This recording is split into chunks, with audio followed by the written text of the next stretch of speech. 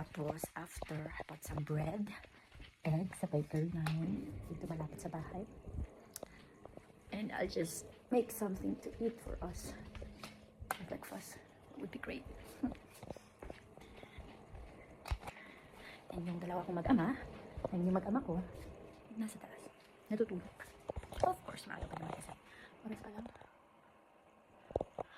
6:45 ng umaga. Good morning! Diba? Fresh na fresh. Parang hindi lang nag-night. Dahil yan sa sun. Huwag kayong etchos. Okay. Mamaya na lang ako magluluto ng scrambled egg kasi ayaw kong gisingin yung dalawa ng ganito kaaga.